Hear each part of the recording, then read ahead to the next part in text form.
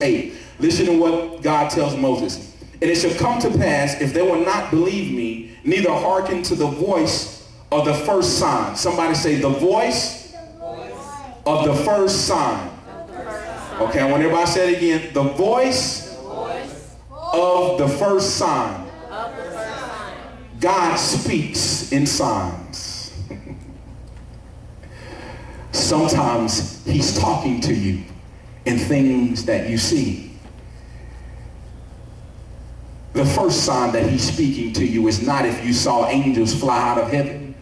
The first sign that he's talking to you is not because you saw the earth split open and you saw all of these angelic beings come down and just begin to say that God is with you. He says the first sign that I'm talking to you is the voice of the sign.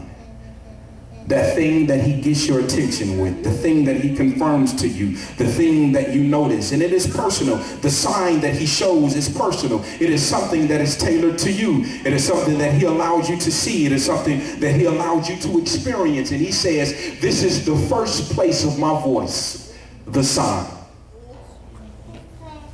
I speak through the sign. I'm talking to you through the sign.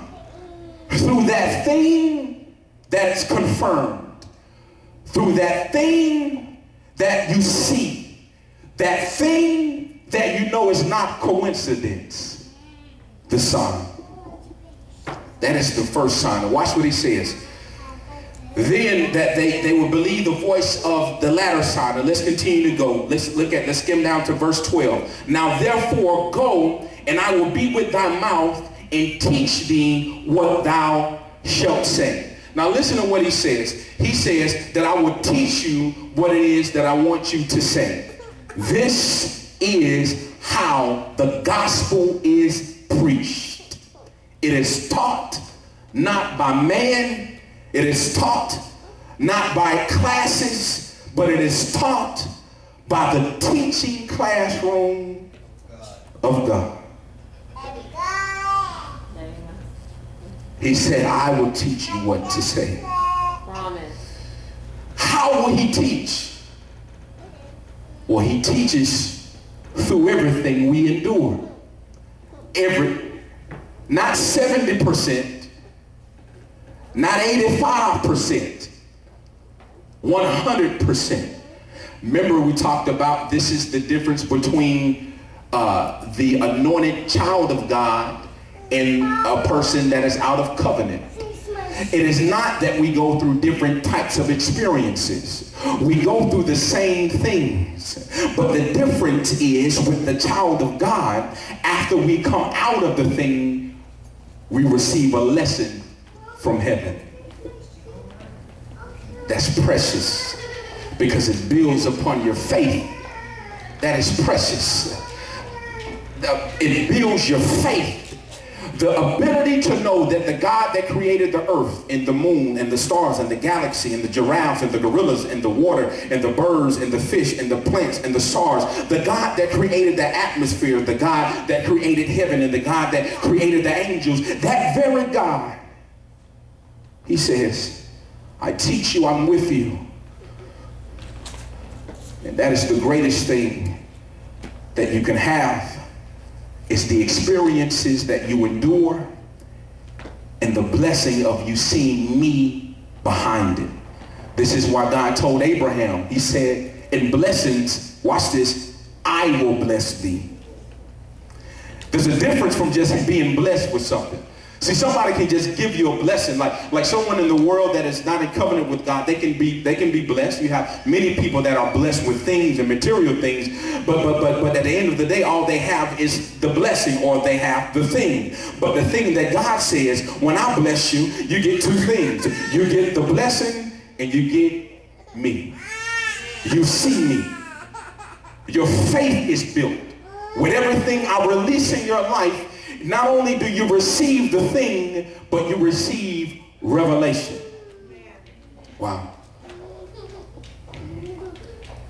Verse 15. And thou shalt speak unto him and put words in his mouth, and I will be with thy mouth and with his mouth, and will teach you what ye shall do. Somebody say, he will teach me what I shall do. This is different. Before he says, I will teach you what you shall say. But now he shifts and says, not only am I going to teach you what to say, I'm going to teach you what to do. What to do. Says to say and do. Because as we continue to walk with God, that's what he's doing. He's teaching us his word. He's teaching us his will. He's teaching us the revelated word, and then he's also teaching us what to do. How to operate in certain trials.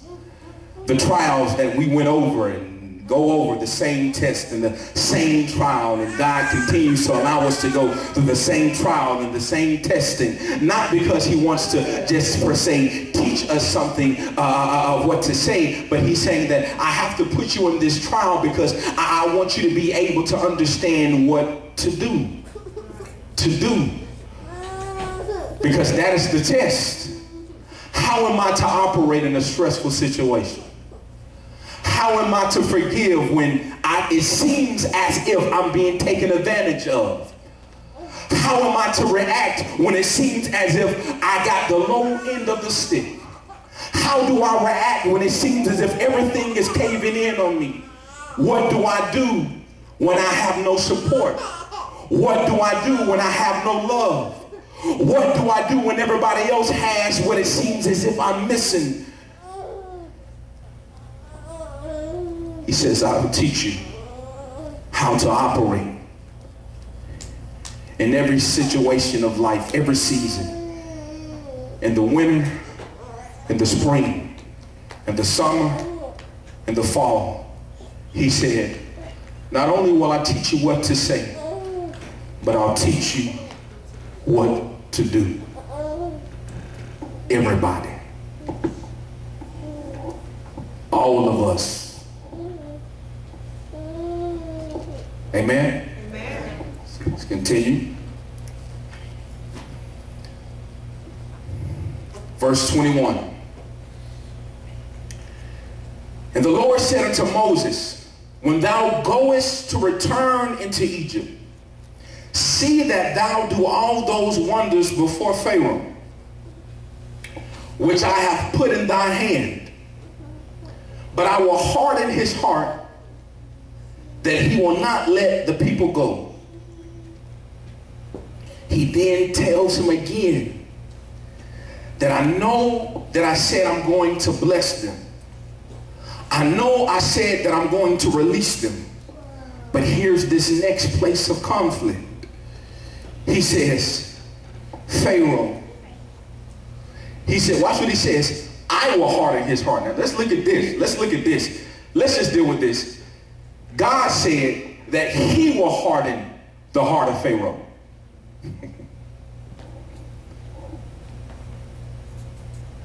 He will.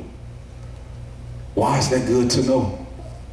Because I then understand that my life is not like a volleyball game. One part of my life, God was with me. The next part of my life, it was the devil just doing whatever he wanted to do. One part of my life, it was God because I was doing everything that he wanted me to do. The other part of my life, it was the enemy, and I messed up on something and he was just slapping me because now I'm in the hands of the enemy. He says, I will harden his heart. It's good to know this because I understand that not only in the blessings is he with me, but even at those conflicted moments. It is my life is not schizophrenic. It is not shifting to one point to another point, but ultimately everything that I endure, everything that I then encounter, I know who to go to. Father, help. It is something that you're trying to reveal. It is something that you're trying to show. You're in the midst of every state that I'm in. And I'd rather know that it's God. Why? Because he is the good shepherd. The good shepherd, he is good, because even though the shepherd, he says, yea, though I walk through the valley